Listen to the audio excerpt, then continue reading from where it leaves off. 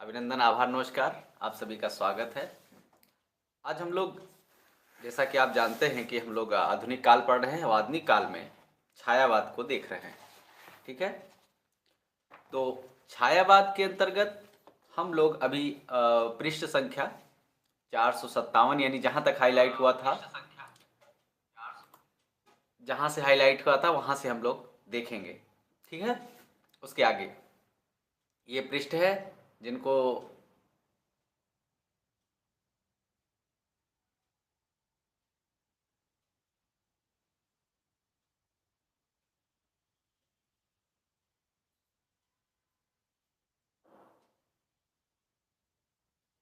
ये भी एक झमेला है। तो यहाँ से देखेंगे 457 से। ठीक है, चलिए।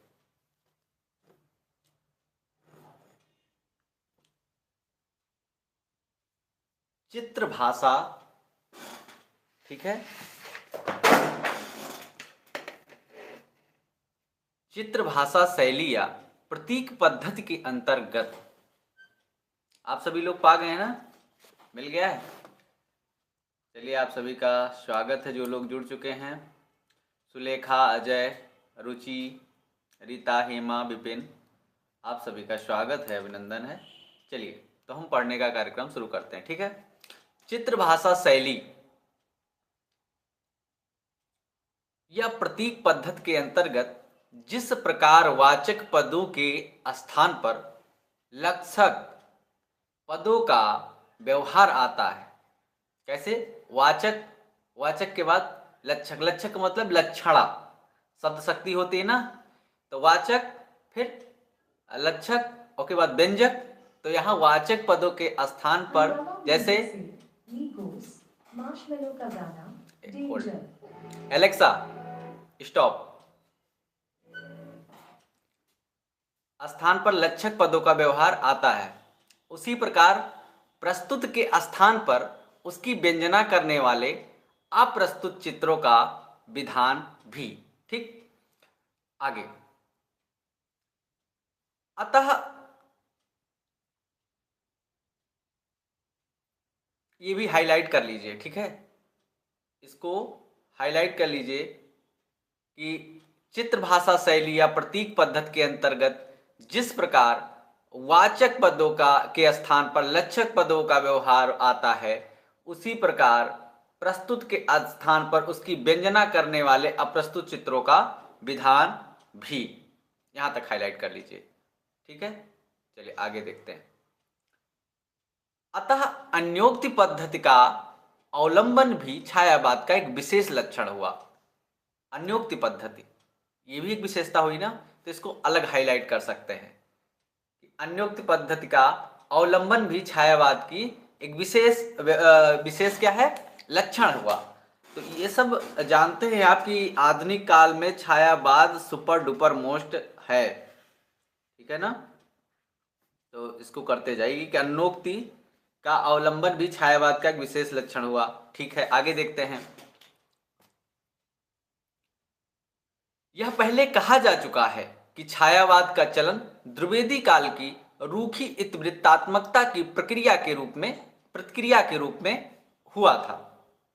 अतः इस प्रतिक्रिया का प्रदर्शन केवल लक्षण एवं अन्योक्ति के प्राचुर्य के रूप में ही नहीं, कहीं कहीं उपमा और उत्प्रेक्षा की भरमार के रूप में भी हुआ। इनमें से उपादान और लक्षण, लक्षणाओं को छोड़ और सब बातें किसी न किसी प्रकार की साध्य भावना के आधार पर ही खड़ी होने वाली हैं। साम्य को लेकर अनेक प्रकार की अलंकृत रचनाएं बहुत पहले भी होती थीं तथा रीतिकाल के और उसके पीछे भी होती रही हैं। अतः छायावाद की रचनाओं के भीतर साम्य ग्रहण की उस प्रणाली का निरूपण आवश्यक है जिसके कारण उसे एक विशिष्ट रूप प्राप्त हुआ। ठीक है, आगे चलते हैं।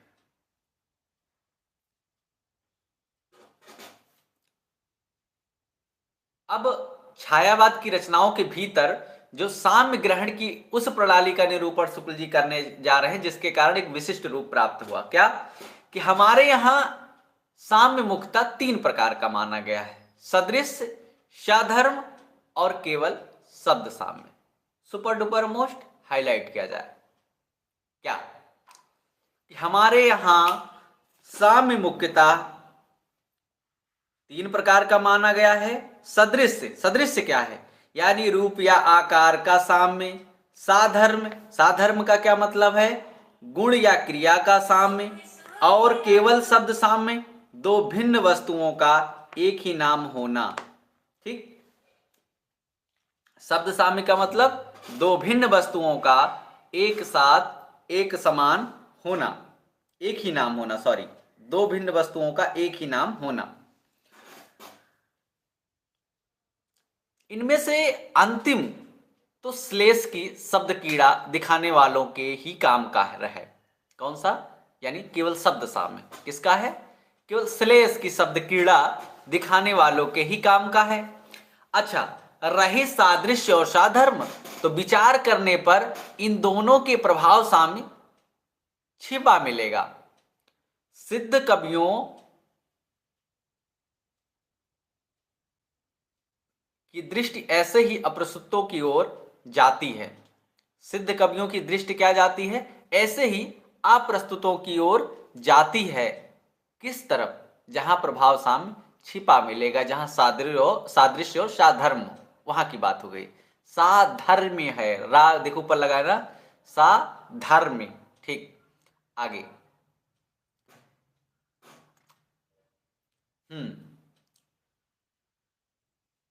सिद्ध कवियों की दृष्टि ऐसे ही अप्रस्तुतों की ओर जाती है जो प्रस्तुतों के समान ही सौंदर्य दीप्त कांति, कोमलता, प्रचंडता, भीषणता, उग्रता, उदासी, अवसाद, खिन्नता इत्यादि की भावना जगाते हैं। किन किन की भावनाएं, सौंदर्य, दीप्ति, कांति, कोमलता, प्रचंडता, भीषणता, उग्रता, उदासी, अवसाद, खिन्नता इत्यादि की भावना जगाते हैं। काव्य में बंधे चले आते हुए उपमान अधिकतर इसी के हैं। केवल रूप रंग या आकार या व्यापार को ऊपर से देखकर या नाप जोख कर भावना पर उनका प्रभाव परखे बिना वे नहीं रखे जाते थे। पीछे कवि कर्म के बहुत कुछ श्रम साध्य या अभ्यास गम्य होने के कारण जब कृत्रिमता आने लगी तब बहुत से उपमान केवल बाहरी नाप जोख के अनुसार भी रखे जाने लगे। कट की सूक्ष्मता दिखाने के लिए सिंघनी और भिंड सामने आने लगी, भीड़ सामने आने लगी। ठीक, आगे। छायावाद बड़ी सदृश्यता, छायावाद बड़ी सहृदयता के साथ प्रभाव साम्य पर ही विशेष लक्ष्य रखकर चलाई। हाईलाइट कर लीजिए, छायावाद बड़ी सहृदयता के साथ प्रभाव साम्य पर ही विशेष लक्ष्य रखकर चला है। ठीक, कहीं कहीं तो बाहरी सादृश्य या साधर्म्य अत्यंत अल्प या न रहने पर भी आभ्यंतर प्रभाव साम्य लेकर हम अप्रस्तुतों का सन्निवेश कर दिया जाता है। ऐसे अप्रस्तुत अधिकतर उपलक्षण के रूप में या प्रतीकवत यानी सिंबॉलिक होते हैं, जैसे सुख, आनंद, प्रफुल्लता, यौवन काल इत्यादि के स्थान पर उनके द्योतक, उषा, प्रभात, मधुकाल, प्रिया के स्थान पर मुकुल, प्रेमी के स्थान पर मधु, श्वेत या शुभ्र के स्थान पर कुंद, रजत माधुर्य के स्थान पर मधु, दीप्तिमान या कांतिमान के स्थान पर स्वर्ण, विषाद या अवसाद के स्थान पर अंधकार, अंधेरी रात, सांध की छाया, पतझड़, मानसिक आकुलता या क्षोभ के स्थान पर झंझा, तूफान, भाव तरंग के लिए झनकार, भाव प्रभाव के लिए संगीत या मुरली का स्वर इत्यादि। आभ्यंतर प्रभाव साम्य के आधार पर लाक्षणिक और व्यंजनात्मक पद्धति का प्रगल्भ और प्रचुर विकास छायावाद काव्य शैली की असली विशेषता है। ठीक,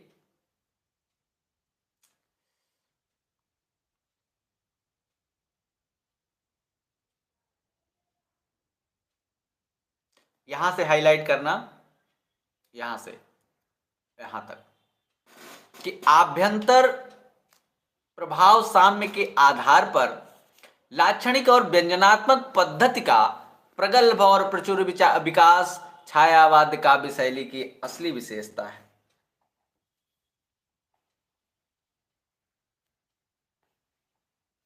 ठीक है, आगे। हिंदी का काव्य परंपरा में अन्योक्ति पद्धति का प्रसार तो रहा है, पर लाक्षणिकता का एक प्रकार से अभाव ही रहा। केवल कुछ रूढ़ लक्षणाएं मुहावरों के रूप में कहीं कहीं मिल जाती थी। ब्रजभाषा कवियों में लाक्षणिक साहस किसी ने दिखाया तो घनानंद ने। हाईलाइट कर लीजिए इसको, कि ब्रजभाषा साहित्य में किसी ने लाक्षणिक दिखाया तो किसने? घनानंद ने। इसको मोस्ट में कर लेना। आगे, इस तृतीय उत्थान में सबसे अधिक लाक्षणिक साहस पंत जी ने अपने पल्लव में दिखाया। ये भी हाईलाइट कर लीजिए। तो तृतीय उत्थान का तात्पर्य यह है कि छायावाद के भीतर सबसे ज्यादा अगर किसी ने लाक्षणिक साहस दिखाया तो कौन महानुभाव थे? पंत जी। आगे देखिए, आइए, कि धूल की ढेरी में अनजान छिपे हैं मेरे मधुवय गान। यहां धूल की ढेरी मतलब असुंदर वस्तुएं, मधुवय गान, गान के विषय, मधुवय गान, गान के विषय अर्थात सुंदर वस्तुएं। ठीक, अच्छा, मर्म पीड़ा के हास, हास का मतलब विकास, समृद्धि, विरोधी वैचित्र के लिए व्यंग्य व्यंजक संबंध को लेकर लक्षणा है। मर्म पीड़ा के हास का मतलब क्या होता है? हे मेरे पीड़ित मन, आधार आदे संबंध लेकर। ठीक, तीसरा देखना उदाहरण, चांदनी का स्वभाव में वास, विचारों के बच्चों की सास, विचारों में बच्चों की सांस, चांदनी का स्वभाव में वास। चांदनी मृदुलता, शीतलता, बच्चों की सांस भोलापन। ठीक, ये सब लक्षण है, लक्षणिकता है। आगे, मृत्यु का यही दीर्घ निश्वास, मृत्यु मतलब आसन्न मृत्यु व्यक्ति अथवा मृत्यु के लिए शोक करने वाले व्यक्ति। ठीक है,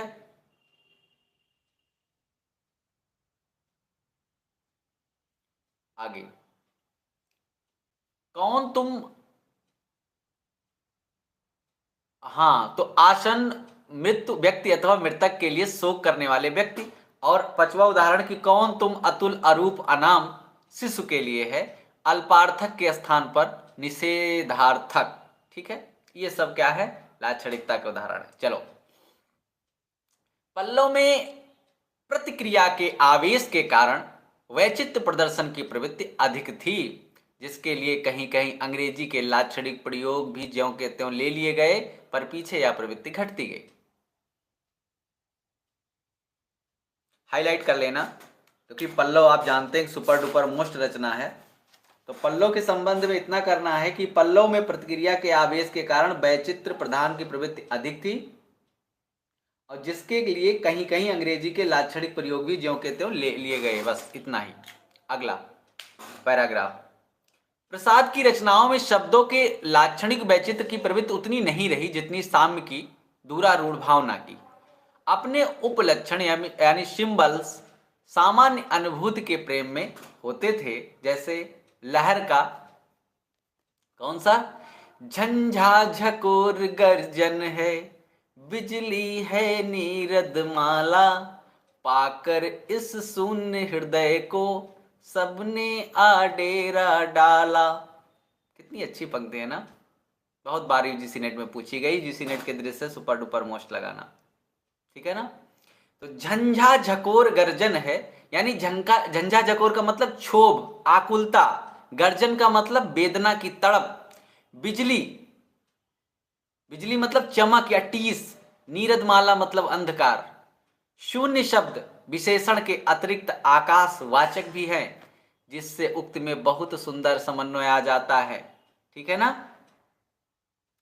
कि क्या, कि झंझा झकोर गर्जन है, बिजली है नीरद माला, पाकर इस शून्य हृदय में सबने आ डेरा डाला। चलिए आगे देखते हैं, मैं कमेंट ले लेता हूं, बहुत ज्यादा हो गया है। रीता, हेमा, विपिन स्वागत है, रोशन स्वागत है, शिखा जी स्वागत है, रंजना, शिखा कुमारी,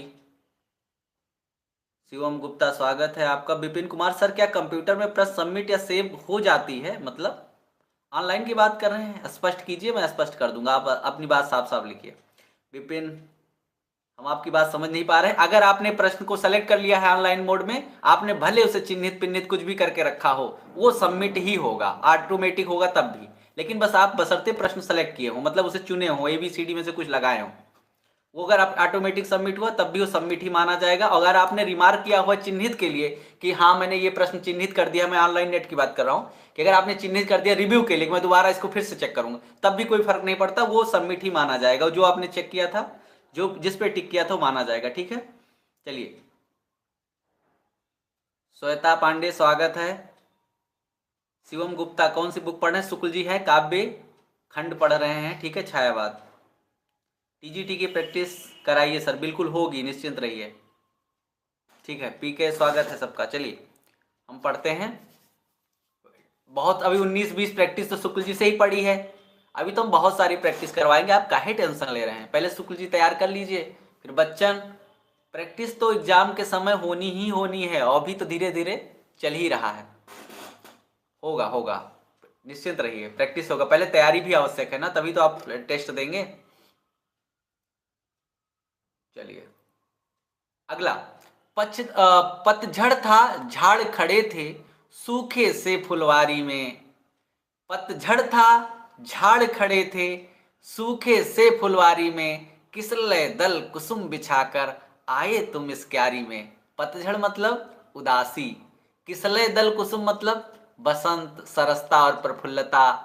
ठीक, ये सब आंसू से है, ऊपर वाली तो आप जानते ही, आंसू। झंझा झकोर गर्जन है। आगे लहर से, कांटों ने भी पहना मोती, कांटों ने भी पहना मोती, ये कटीले पौधों यानी पीड़ा पहुंचाने वाले कठोर हृदय मनुष्यों के लिए है। कांटों ने भी पहना मोती, पहना मोती मतलब हिम बिंदु धारण किया, अश्रुपूर्ण हुए। ठीक है ना? चलिए, अप्रस्तुत किस प्रकार एक देशीय सूक्ष्म और धुंधले पर मर्म व्यंजक साम्य की धुंधला सा आधार लेकर खड़े किए जाते हैं, यह बात नीचे के कुछ उदाहरणों में स्पष्ट हो जाएगी। ठीक है ना? चलिए, उठ उठ री लघु लघु लोल लहर, उठ री लघु लघु लोल लहर, करुणा की नौ अंगड़ाई सी, मलया नील की परछाई सी, इस सूखे तट पर छहर छहर। ये लहर से है कि लहर मतलब सरस कोमल भाव, सूखा तट यानी शुष्क जीवन। अप्रस्तुत या उपमान, तो अप्रस्तुत या उपमान का मतलब ये हुआ, लाक्षणिक है। यहां जो अप्रस्तुत या उपमान है वो भी क्या है? लाक्षणिक है। आगे कि गूढ़ कल्पना सी कवियों की, अज्ञाता के विस्मय सी, ऋषियों के गंभीर हृदय सी, बच्चों के तुतले भय सी। ये छाया से है। और आगे की एक और उदाहरण की, गिरिवर के उर से उठ उठ कर, गिरिवर के उर से उठ उठ कर, उच्चा कांछाओं से तरवर है झांक रहे नीरो नभ पर। यानी उठे हुए पेड़ों का साम्य मनुष्य के हृदय के उन उच्च आकांक्षाओं से है जो लोग के परे जाती है ना? अगला कि वनमाला के गीतों सा निर्जन में बिखरा है मधुमास। ठीक है ना? अगला, छायावाद की रचनाएं गीतों के रूप में ही अधिकतर होती हैं। इससे उनमें अन्वित कम दिखाई पड़ती है। जहां यह अन्वित होती है वही समूची रचना अन्योक्ति पद्धति पर की जाती है। इस प्रकार साम्य भावना का ही प्राचुर्य हम सर्वत्र पाते हैं। यह साम्य भावना हमारे हृदय का प्रसार करने वाली, शेष सृष्टि के साथ मनुष्य के गुण संबंध की धारणा बंधाने वाली अत्यंत अपेक्षित मनोभूमि है, इसमें संदेह नहीं। हाईलाइट करो कि यह साम्य भावना हमारे हृदय का प्रसार करने वाली, शेष सृष्टि के साथ मनुष्य के गुण संबंध धारणा बंधाने वाली अत्यंत अपेक्षित मनोभूमि, इसमें संदेह नहीं। ठीक, पर यह सच्चा मार्मिक प्रभाव नहीं उत्पन्न करती है। ठीक, जहां यह प्रकृत वस्तु या ऊपर से प्राप्त सच्चे आभास के आधार पर खड़ी होती है। चलो आगे देखते हैं। प्रकृति के अनंत रूपों और व्यवहारों के द्वारा अनेक बातों की गूढ़ या अगूढ़ व्यंजना करती रहती है। इस व्यंजना को न परखकर या न ग्रहण करके जो साम्य विधान होगा यह मनमाना आरोप मात्र होगा, पर अनंत विश्व महाकाव्य की व्यंजनाओं की परख के साथ जो साम्य विधान होता है वह मार्मिक और नारायण उद्बोधक होता है। ठीक है, जैसे दुख दावा से नौ अंकुर पाता जग जीवन का वन, दुख दावा से नौ अंकुर पाता जग जीवन का वन, करुणाद्र विश्व का गर्जन बरसाता नव जीवन कण, और खुल खुल नव इच्छाएं फैलाती जीवन के दल। यह शैशव का सरल हास है सहसा उर से है आ जाता, यह उषा का नव विकास है जो रज को है रजत बनाता, यह लघु लहरों का विलास है कलानाथ जिसमें खिंच आता। आगे फिर कुछ और है इसी में कि हम पड़े कुसुमों में छविमान, जहां जग में पद चिन्ह पुनीत, वहीं सुख में आंसू बन प्राण, ओस में लुढ़क दमकते गीत। ये गुंजन से है। लहर से देखना कि मेरा अनुराग फैलाने दो, मेरा अनुराग फैलने दो नभ के अभिनव कलरों में, जाकर सूनेपन के तम में बन किरण कभी आ जाना, अखिल की लघुता आई बन समय का सुंदर वातायन, अखिल की लघुता आई बन समय का सुंदर वातायन, देखने को अदृष्ट नर्तन। ये लहर से है।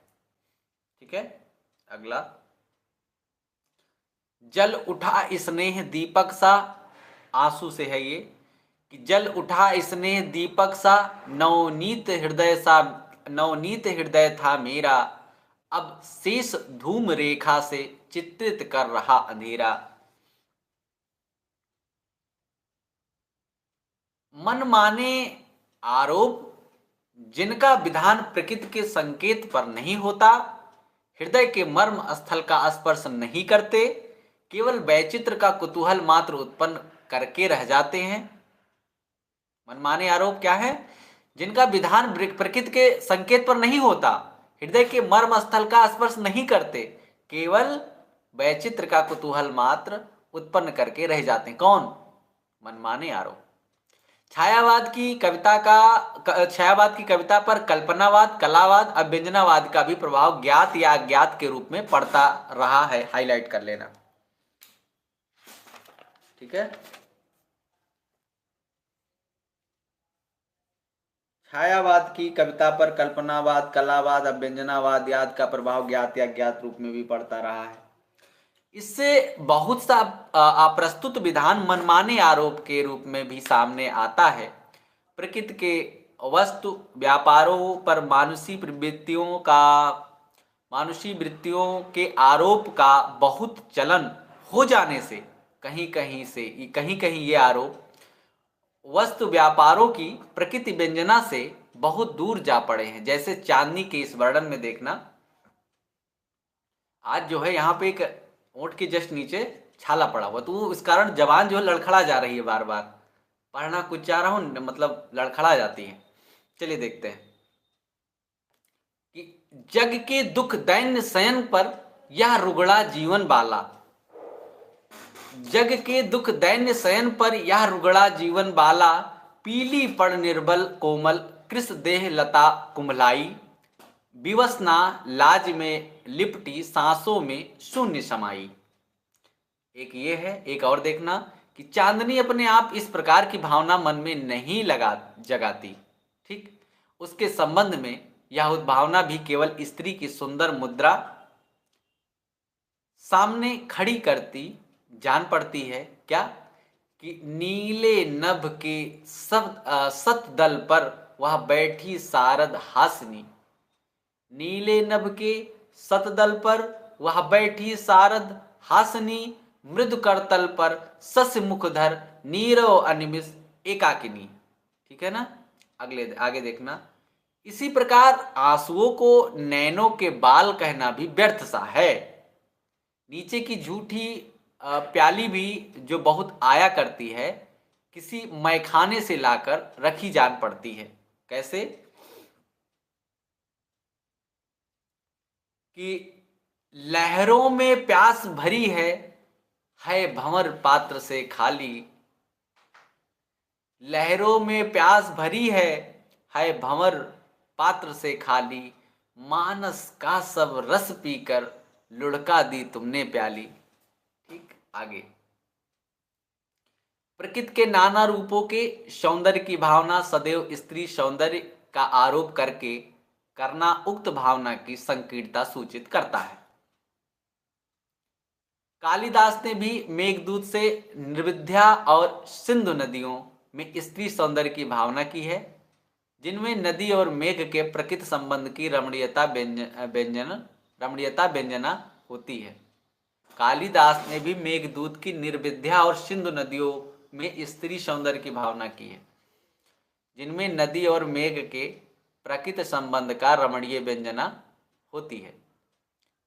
ग्रीष्म में नदियां सूखती पतली हो जाती हैं और तपती रहती हैं, उन पर मेघ छाया करता है, तब वे शीतल हो जाती हैं और उस छाया को अंक में धारण किए दिखाई देती है। वही मेघ बरसकर उनकी छीड़ता दूर करता है। दोनों के बीच इसी प्राकृतिक संबंध की व्यंजना ग्रहण करके कालिदास ने अप्रस्तुत विधान किया है। पर सौंदर्य की भावना सर्वत्र स्त्री का चित्र चिपका कर करना खेल सा हो जाता है। ध्यान देना कितनी बड़ी बात है, ये पुस्तक 1941 में लिखी जा रही है। आज नारी विमर्श बहुत मतलब हिंदी साहित्य में वो बहुत प्रौढ़ हो चुका है, लेकिन आप देखिए कितनी अच्छी बात लिख दी है कि पर सौंदर्य की भावना सर्वत्र स्त्री पर चित्र चिपका कर करना खेल सा हो जाता है। उषा सुंदरी के कपोलों की ललाई, रजनी के रत्न जटित केस कलाप, दीर्घ निश्वास और अश्रुबिंदुता तो रूढ़ को ही गए हैं, रूढ़ हो ही गए हैं। यहाँ पे है को ही नहीं, हो करेक्ट कर लेना, रूढ़ हो ही गए हैं। ठीक है ना, ठीक है, आगे,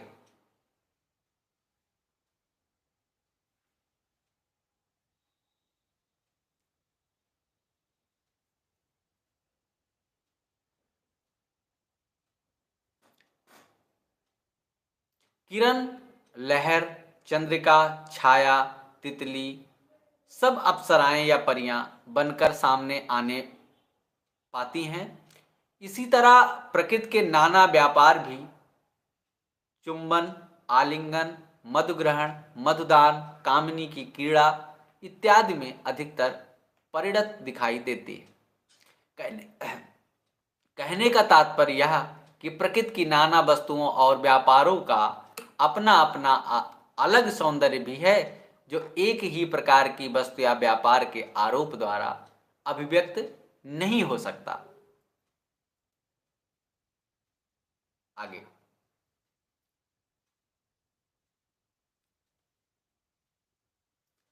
इसी प्रकार पंत की छाया, वीच विलास, नक्षत्र में जो यहाँ से वहाँ तक उपमानों का ढेर लगा है, उनमें बहुत से जो अत्यंत सूक्ष्म और सुकुमार साम्य के व्यंजक हैं और बहुत से रंग बिरंगे खिलौनों के रूप में ही हैं।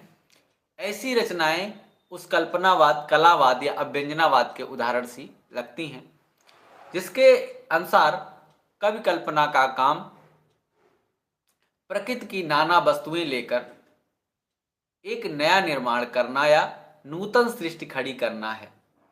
प्रकृति के सच्चे स्वरूप, उसकी सच्ची व्यंजना ग्रहण करना उक्त वादों के अनुसार आवश्यक नहीं है। उनके अनुसार तो प्रकृति की नाना वस्तुओं का उपयोग केवल उपादान के रूप में है। उसी प्रकार जैसे बालक ईंट, पत्थर, लकड़ी, कागज, फूल पत्ती लेकर हाथी, घोड़े, घर, बगीचे इत्यादि बनाया करते हैं। प्रकृति के नाना चित्रों के द्वारा अपनी भावनाएं व्यक्त करना तो बहुत ठीक है, पर उन भावनाओं को व्यक्त करने की स्वाभाविक प्रवृत्ति भी तो गृहीत चित्रों में होनी चाहिए, है ना। अगला, छायावाद की प्रवृत्ति अधिकतर प्रेम गीतात्मक होने के कारण हमारा वर्तमान काव्य प्रसंगों की अनेक रूपता के साथ नई नई अर्थभूमियों पर कुछ दिनों तक बहुत कम चल पाया।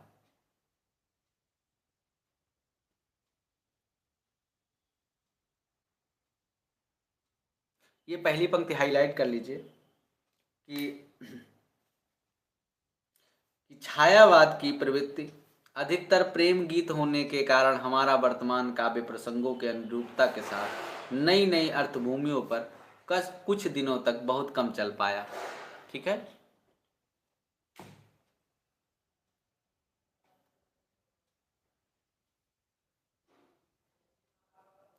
कुछ आगे देखते हैं कि कुछ कवियों में वस्तु का आधार अत्यंत अल्प रहता है, विशेष लक्ष्य अव्यंजना के अनूठे विस्तार पर रहा है। इससे उनकी रचनाओं का बहुत सा भाग अधर में ठहराया सा जान पड़ता है।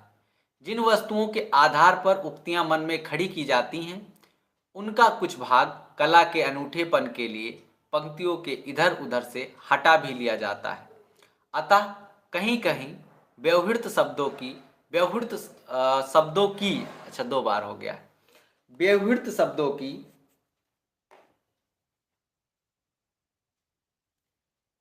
व्यंजनता क्या है, व्यंजकता पर्याप्त न होने पर भाव अस्फुट रह जाता है।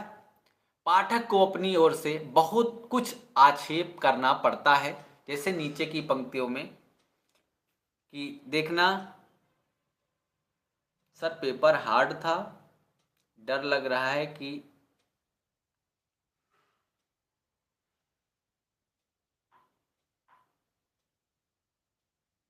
पिछले पेपर में 82% आया था, नहीं हुआ। अरे कोई बात नहीं, होगा क्यों नहीं।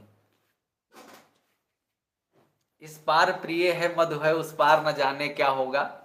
तो इस पार अगर अच्छा होगा, ये अच्छा होगा, नहीं होगा तो अगला आएगा, उस पार करेंगे। अगले का किसको पता है, तो अगला भी कठिन हो सकता है या आसान हो सकता है। तो हमेशा ऐसी तैयारी कीजिए कि इस बात को हमेशा तैयार रहिए, कठिन भी हो सकता है, आसान भी हो सकता है।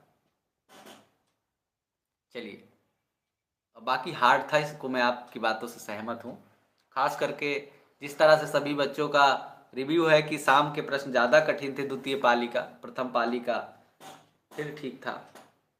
तो मुझे तो जो है प्रथम पाली का भी कम कठिन नहीं लगा। जो द्वितीय पाली बोल रहे हैं उनको क्या पता प्रथम पाली में प्रश्न क्या आया है ना। तो दोनों पाली का लगभग बराबर औसत था, लेकिन ठीक है। चलो देखते हैं कि ये उदाहरण है कि निज अलकों के अंधकार में तुम कैसे छिप आओगे, निज अलकों के अंधकार में तुम कैसे छिप आओगे, इतना सजग कुतूहल ठहरो या न कभी बन पाओगे। आह चूम लूं जिन चरणों को चाप चाप कर, उन्हें नहीं दुख हो इतना, अरे अरुणिमा उषा सीवा उधर बही। यह कवि ने उस प्रियतम के छिप कर दबे पांव आने की बात कही है। जिनके चरण इतने सुकुमार हैं कि जब आहट न सुनाई पड़ने के लिए वह उन्हें बहुत दबा दबा कर रखते हैं, तब एड़ियों में ऊपर की ओर खून की लाली दौड़ जाती है। वही ललाई उषा की लाली के रूप में छलकती है। क्या बात है। आगे, प्रसाद जी का ध्यान शरीर विकारों पर विशेष जमता है। ये भी हाईलाइट कर लीजिए और मोस्ट में कर लीजिए कि प्रसाद जी का ध्यान शरीर विकारों पर विशेष जमता है। ठीक है, हाईलाइट करके इसको मोस्ट में डाल दीजिए। जमता था, सॉरी। इसी से उन्होंने चाप चाप कर दुख दो से ललाई दौड़ने की कल्पना पाठकों के ऊपर छोड़ दी है। कामायनी में उन्होंने मले हुए कान में भी कामिनी के कपोलों पर की लज्जा की लाली दिखाई है। कामायनी में मले हुए कान में भी कामिनी के कपोलों पर की लज्जा दिखाई है। आगे, अभिव्यंजना की पद्धति या काव्य शैली पर ही प्रधान लक्ष्य रखने से छायावाद के भीतर उसका बहुत ही रमणीय विकास हुआ है। यह हम पहले कहा हैं। साम्य भावना और लक्षणा शक्ति के बल पर किस प्रकार काव्योपयुक्त चित्रमयी भाषा की ओर सामान्यता झुकाव हुआ, यह भी कहा जा चुका है। साम्य पहले उपमा, उत्प्रेक्षा, रूपक ऐसे अलंकारों के बड़े बड़े सांचों के भीतर ही फैलाकर दिखाया जाता था। वह अब प्रायः थोड़े में या तो लाक्षणिक प्रयोगों के द्वारा झलका दिया जाता है अथवा कुछ प्रच्छन्न रूपकों में प्रतीयमान रहता है। इसी प्रकार किसी तथ्य या पूरे प्रसंग के लिए दृष्टांत अर्थात विन्यास आदि का सहारा न लेकर अब अन्योक्ति पद्धति ही अधिक चलती है। यह बहुत ही परिष्कृत पद्धति है।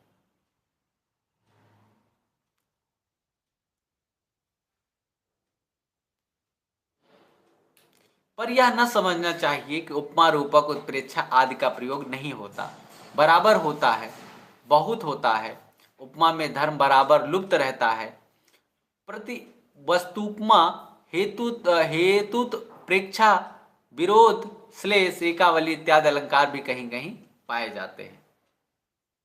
आगे देखिए, किस प्रकार एक बंधे घेरे से निकलकर अब छायावादी कहे जाने वाले कवि धीरे धीरे जगत और जीवन के अनंत क्षेत्र में इधर उधर दृष्टि फैलाते देखे जा रहे हैं, इसका आभास दिया जा चुका है। अब तक उनकी कल्पना थोड़ी सी जगह के भीतर कलापूर्ण और मनोरंजक नृत्य सा कर रही थी। वह जगत और जीवन के जटिल स्वरूपों से घबराने वालों का जी बहलाने का काम करती रही है।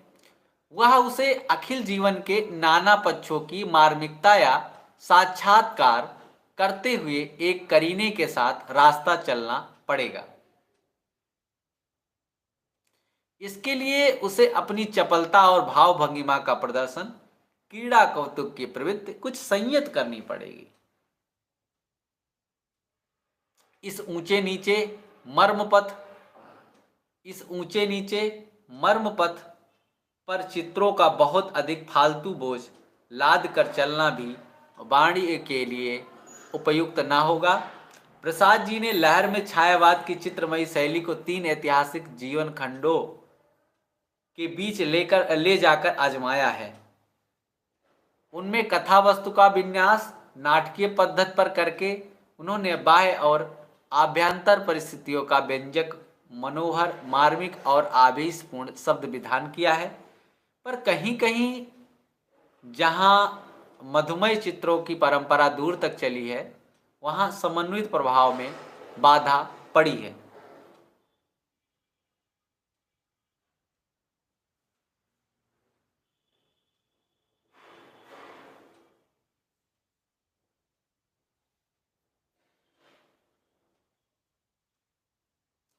कामायनी में उन्होंने नर जीवन के विकास में भिन्न भिन्न भावात्मिका वृत्तियों का योग और संघर्ष बड़ी प्रगल्भ और रमणीय कल्पना से चित्रित करके मानवता का रागात्मक इतिहास प्रस्तुत किया। हाईलाइट कर लीजिए।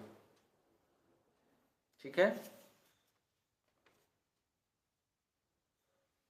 कि कामायनी में उन्होंने नर जीवन के विकास में भिन्न भिन्न भावात्मिका वृत्तियों का योग और संघर्ष बड़ी प्रगल्भ और रमणीय कल्पना द्वारा चित्रित करके मानवता का रागात्मक इतिहास प्रस्तुत किया है।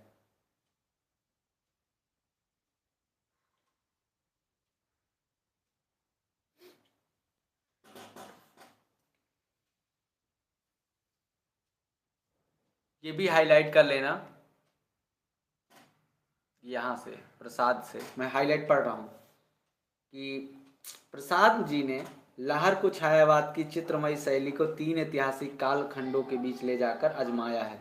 बस इतना ही कर लीजिए। आगे इस पैराग्राफ के अंत में पढ़ते हैं।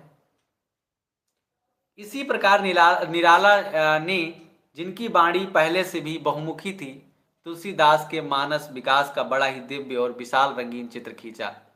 यहां भी हाईलाइट कर लीजिए निराला से। ठीक है, निराला से लेके पैराग्राफ के अंत तक। ठीक है, अब देखते हैं।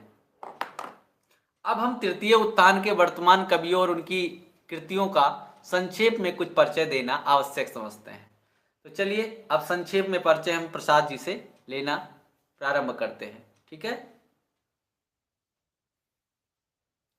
ठीक है।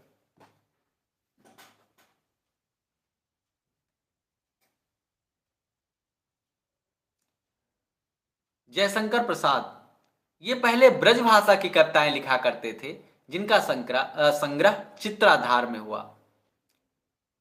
संवत 1970 से वे खड़ी बोली की ओर आए और कानन कुसुम, महाराणा का महत्व, करुणालय और प्रेम पथिक प्रकाशित हुए।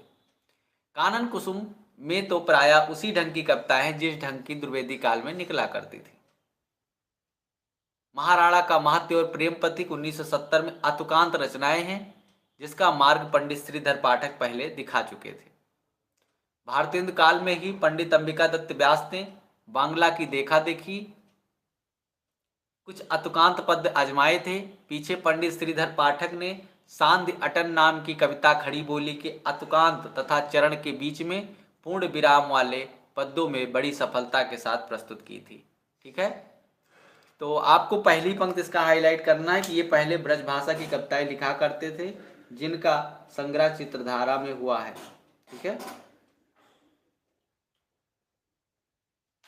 बस यहां पंक्ति तो पूछ ही सकता है कि किसकी है, साथ में ये पूछ सकता है कि जो ब्रज भाषा में प्रसाद कविताएं लिखते थे वो किस संग्रह में संग्रहित है, तो चित्राधार इंपॉर्टेंट है। ठीक है, पूछा भी गया है कई बार टीजीटी में। आगे सामान्य परिचय के अंतर्गत दिखाया जा चुका है कि किस प्रकार सर्वश्री, मैथिली शरण गुप्त, बद्रीनाथ भट्ट और मुकुटधर पांडे इत्यादि कई कवि अंतर्भावना की प्रगल्भ चित्रमयी व्यंजना के उपयुक्त स्वच्छंद नूतन पद्धति निकाल रहे थे। पीछे उस नूतन पद्धति पर प्रसाद जी ने भी कुछ छोटी छोटी रचनाएं, कविताएं लिखी, जो संवत 1975 यानी सन 1818 से में झरना के भीतर संग्रहित हुई। झरना की उन 24 कविताओं में उस समय नूतन पद्धति पर निकलती हुई कविताओं में कोई ऐसी विशेषता नहीं थी जिस पर ध्यान जाता।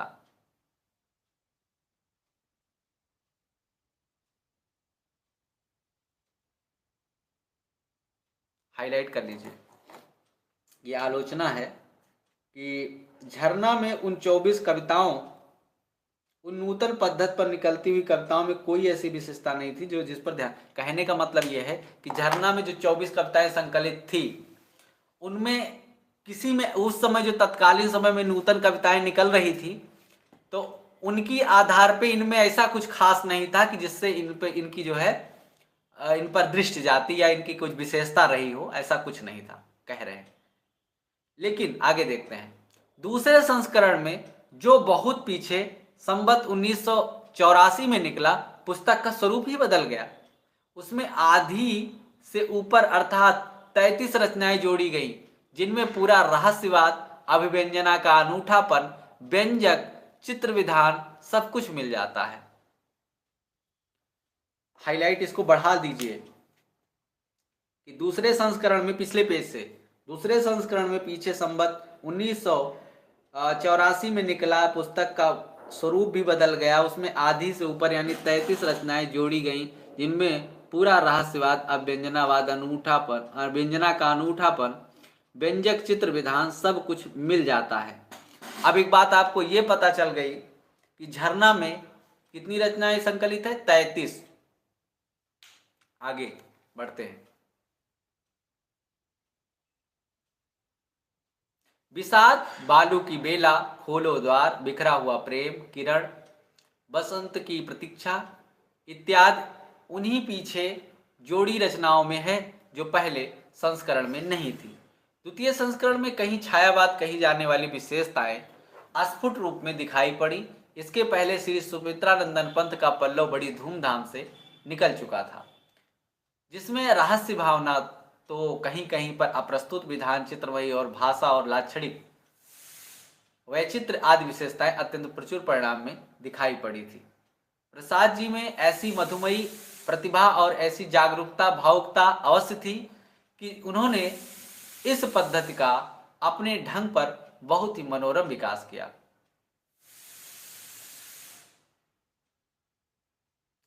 संस्कृत की कोमलकांत पदावली का जैसा सुंदर चयन बंग भाषा के काव्यों में हुआ है, वैसा अन्य देश भाषाओं के साहित्य में नहीं दिखाई पड़ता।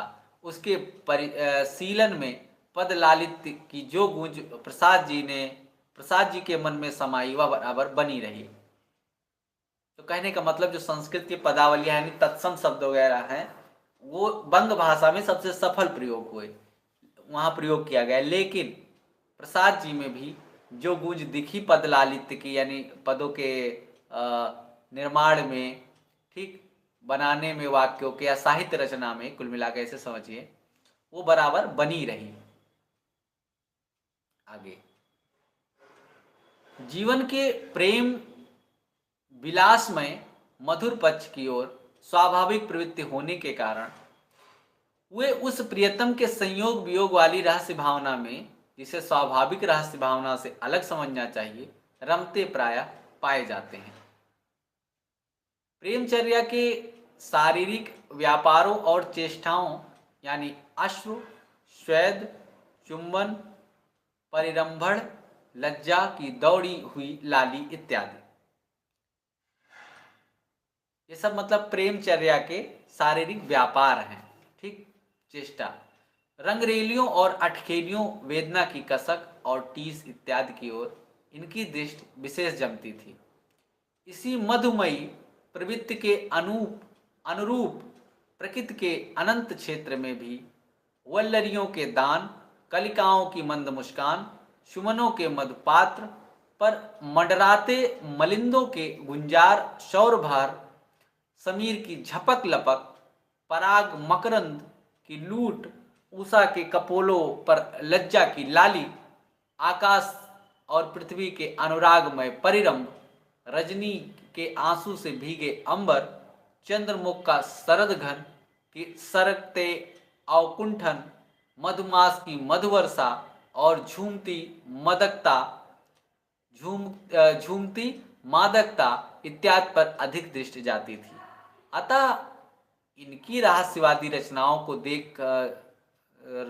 को देख चाहे तो यह कहें कि इसकी मधुवर्षा के मानस प्रसार के लिए रहस्यवाद का पर्दा मिल गया, अथवा यूं कहे कि इनकी सारी प्रणयानुभूति ससीम पर से कूदकर असीम पर जा रही है। ये इनकी सुपर डुपर मोस्ट है, इसको हाईलाइट कीजिए, मोस्ट, सुपर मोस्ट में लगाना। अतः इनकी रहस्यवादी रचनाओं को देखकर चाहे तो यह कहें कि इनकी मधुवर्षा के मानस प्रसार के लिए रहस्यवाद का पर्दा मिल गया, अथवा यूं कहें कि इनकी सारी प्रणयानुभूति ससीम पर से कूदकर असीम पर जा रही। ठीक है, आगे देखना। इनकी पहली विशिष्ट रचना आंसू संवत 1998 ईस्वी है। इनकी पहली विशिष्ट रचना कौन सी? आंसू। आंसू वास्तव में तो सिंगारी विप्लव के, जिनमें अतीत संयोग सुख की खिन्न स्मृतियां रह रहकर झलक मारती हैं, पर जहां प्रेमी की मादकता की बेसुधी में प्रियतम नीचे से ऊपर आते और संज्ञा की दशा में चले जाते हैं, जहां हृदय की तरंगे उस अनंत कोने को नहलाने चलती हैं, वहां वे आंसू उस अज्ञात प्रियतम के लिए बहते जान पड़ते हैं। फिर जहां कब या देखने लगता है कि ऊपर तो क्या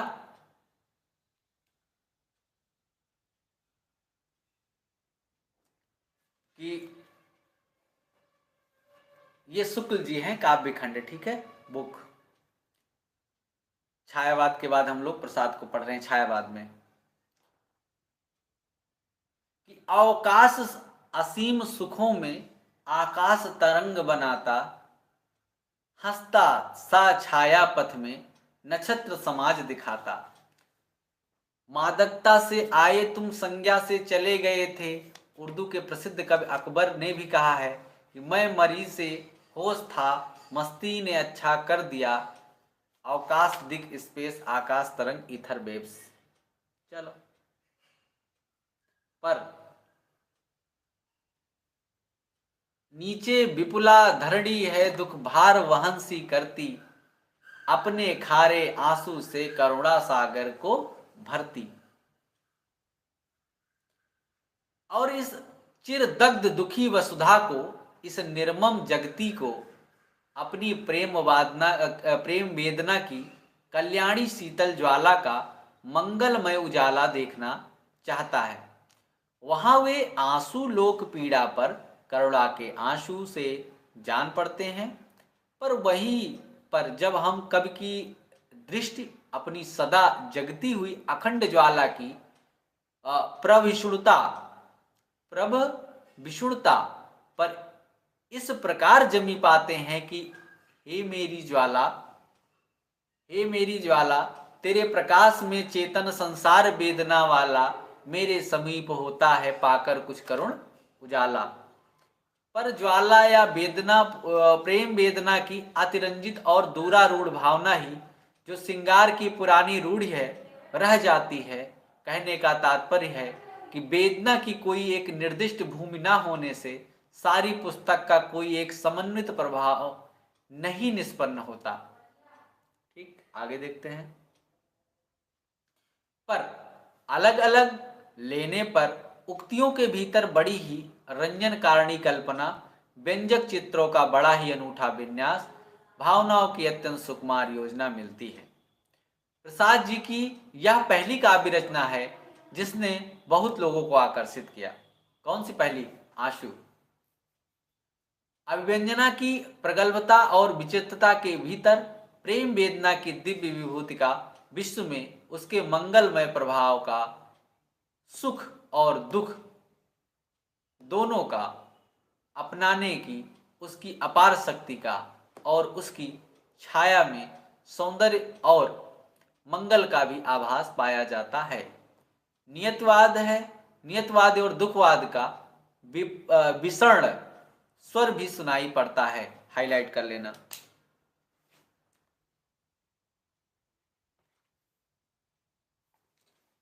इस चेतना को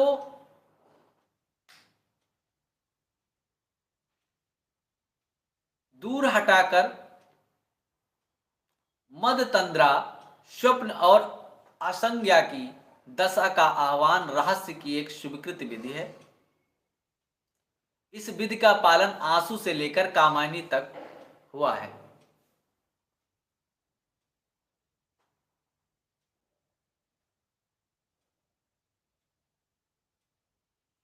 हाईलाइट कीजिए। इसके आगे नियतिवाद और दुखवाद विसर्ण स्वर भी सुनाई पड़ता है। इस चेतना को दूर हटाकर मतदंत्रा, स्वप्न और असंज्ञा की दशा का आह्वान रहस्यवाद की एक स्वीकृत विधि है। इस विधि का पालन आंसू से लेकर कामायनी तक हुआ है। यहां तक हाईलाइट कर लीजिए। ठीक, आगे। अपने ही लिए नहीं उजाले में हाथ पैर मारने वाली चिरदग्ध दुखी वसुधा के लिए भी यही यही नींद लाने वाली दवा लेकर आने को कवि निशा से कहता है। क्या कहता है कि चिरदग्ध दुखी यह वसुधा आलोक मांगती तब भी तुम दुहिन बरस दो कन कन यह पगली सोए अब भी। चेतना की शांत या विस्मित की दशा में ही कल्याण की वर्षा होती है, मिलन सुख प्राप्त होता है। अतः उसके लिए रात्रि की भावना को बढ़ाकर प्रसाद जी महारात्रि तक ले गए हैं, जो सृष्टि और प्रलय का संधिकाल है, जिनमें सारे नाम रूपों का लय हो जाता है। ठीक है,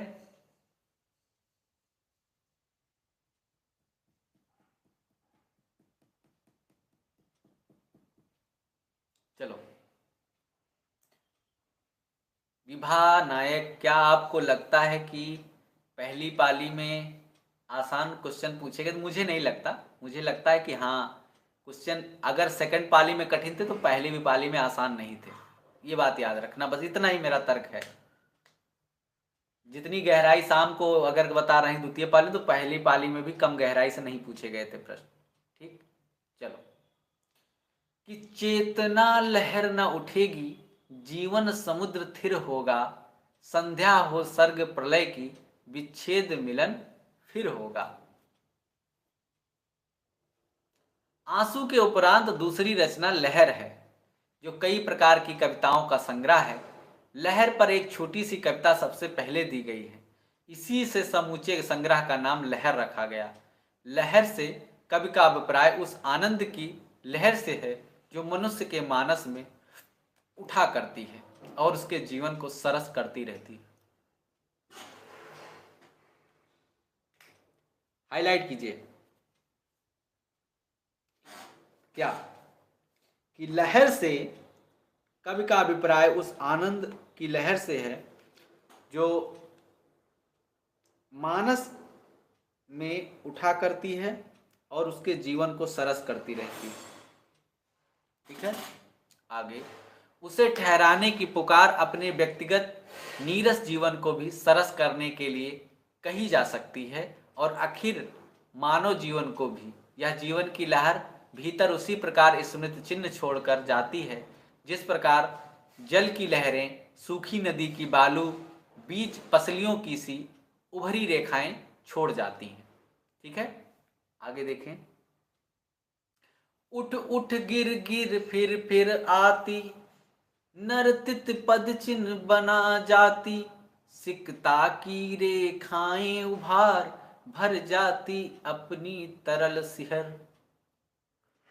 इसमें भी उस प्रियतम की आंख मिचौनी खेलना, दबे पांव आना, किरण उंगलियों से आंख मूंदना या मूंदने की कोशिश करना, क्योंकि उस ज्योतिर्मय का कुछ आभास मिल ही जाता है। प्रियतम की ओर अभिसार इत्यादि रहस्यवाद की सब सामग्री है। प्रियतम अज्ञात रहकर भी किस प्रकार प्रेम का आलंबन करता है, यह भी दो एक जगह सूचित किया गया है। जैसे, तुम हो कौन और मैं क्या हूँ, इसमें क्या है धरा सुनाओ। तुम हो कौन और मैं क्या हूँ, इसमें क्या है धरा सुनो। मानस जलधि रहे चिरचुंबित, मेरे क्षितिज उतार बनो। इसी प्रकार हे सागर संगम अरुण नील में यह चित्र सामने रखा गया है कि सागर ने हिमालय से निकली नदी को कब देखा था और नदी ने सागर को कब देखा था, पर नदी निकलकर स्वर्ण स्वप्न देखती उसी की ओर चली और वह सागर भी बड़ी उमंग के साथ उससे मिला। क्षितिज जिसमें प्रातः सायं अनुराग की लाली दौड़ा करती है, असीम आकाश और ससीम पृथ्वी को सहेट या मिलन स्थल सा दिखाई पड़ता है। इस हलचल भरे संसार से हटाकर कवि अपने नाविक से वहीं ले चलने को कहता है। कहाँ कि ले चल वहां बुलावा देकर, मेरे नाविक धीरे धीरे, जिस निर्जन में सागर लहरी, अंबर के कानों में गहरी, निश्चल प्रेम कथा कहती हो, तज को लाहल की औनी रे, ले चल वहां बुलावा देकर, मेरे नाविक धीरे धीरे। वहां जाने पर वह इस सुख दुखमय व्यापक प्रसार को अपने नित्य और सत्य रूप में देखने को भी, पारमार्थिक ज्ञान की झलक पाने को भी आशा करता है, क्योंकि श्रम और विश्राम के उस संध्य स्थल पर ज्ञान की दिव्य ज्योत की जगती दिखाई पड़ा करती है कि जिस गंभीर मधुर छाया, विश्व त्रिपट चल माया में, विभता विभूषी पड़े दिखाई, दुख सिख वाला सत्य बनी रे, श्रम विश्राम क्षितिज बेला से, जहां सृजन करते मेला से, अमर जागरण उषा नयन से, बिखराती हो ज्योति घनी रे। लहर में 4-5 रचनाएं ही रहस्यवाद की हैं, हाईलाइट कर लीजिए। पर कवि की तंद्रा और स्वप्न वाली प्रिय भावना जगह जगह व्यक्त होती है। रवि के उस सन्नाटे की कामना, जिसमें बाहर भीतर की सब हलचल शांत रहती है, केवल अभावों की पूर्ति करने वाले, अतृप्त कामनाओं की तृप्ति का विधान करने वाले स्वप्न ही जगा करते हैं, इस गीत में पूर्णतया व्यक्त हैं कि अपलक जगती हो एक रात। क्या बात है, अपलक जगती हो एक रात, सब सोए हों इस भूतल में। अब अपलक जगती हो एक रात, सब सोए हों इस भूतल में, अपनी निरीहता संबल में, चलती हो कोई भी न बात, वक्षस्थल में जो छिपे हुए, सोते हो हृदय अभाव लिए, उनके स्वप्नों का हो न प्रात। जैसा कि पहले सूचित कर चुके हैं कि लहर में कई प्रकार की रचनाएं हैं, कहीं तो प्रकृति के रमणीय पक्ष को लेकर सुंदर और मधुर रूपकमय गान है, जैसे बीती विभावरी जागरी, कितनी अच्छी पंक्तियां है ना। बीती विभावरी जागरी, अंबर पन घट में डुबो रही, तारा घट उषा नागरी, खग कुल कुल सा बोल रहा, किस लय का अंचल डोल रहा, लोया लतिका भी भर लाई, मधु मुकुल नवल रस गागरी, बीती विभावरी जागरी। कहीं या यौवन काल की स्मृतियां हैं, जिनमें मधु का आदान प्रदान चलता था, कहीं प्रेम का शुद्ध स्वरूप यह कहकर बताया गया है कि प्रेम देने की चीज है, लेने की नहीं। पर इस पुस्तक में कवि अपने मधुमय जगत से निकल जगत और जीवन के कई पक्षों की ओर भी बढ़ा है। वह अपने भीतर इतना अपरिमित अनुराग समझता है कि अपने सानिध्य से वर्तमान जगत में उसके फैलने की आशा करता है।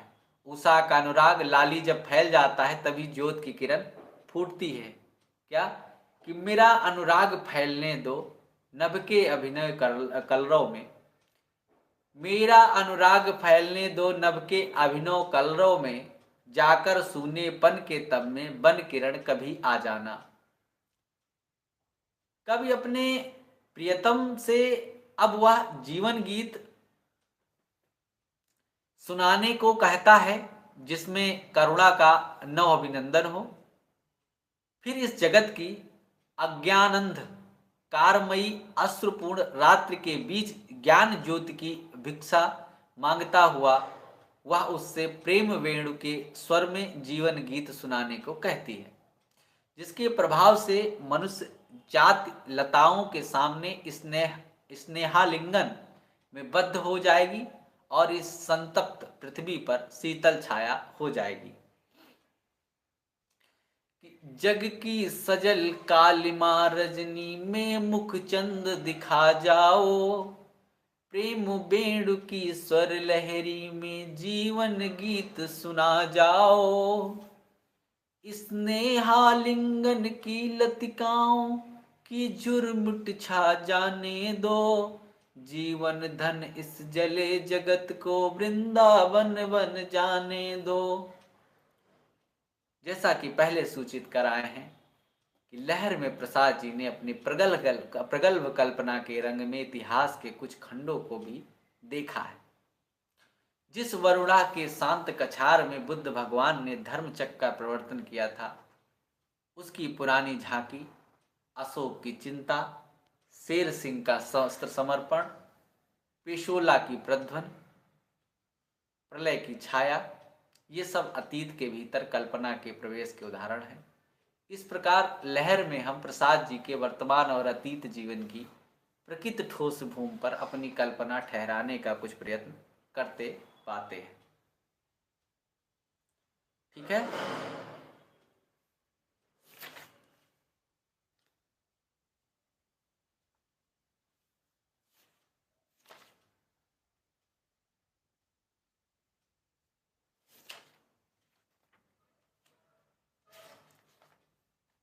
चलो आज इतना ही पढ़ते हैं।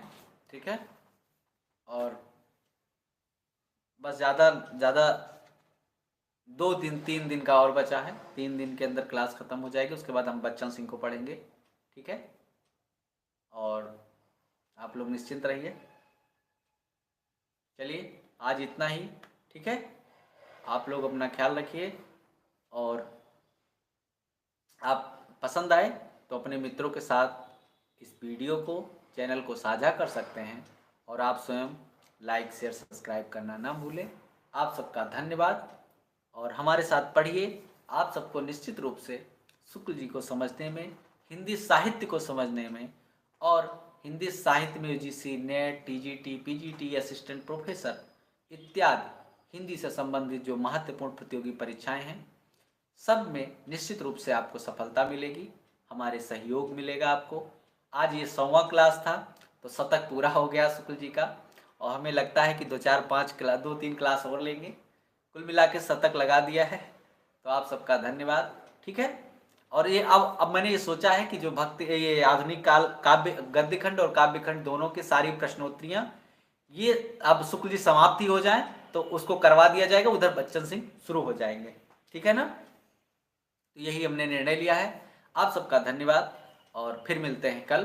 ठीक है, शुभ रात्रि।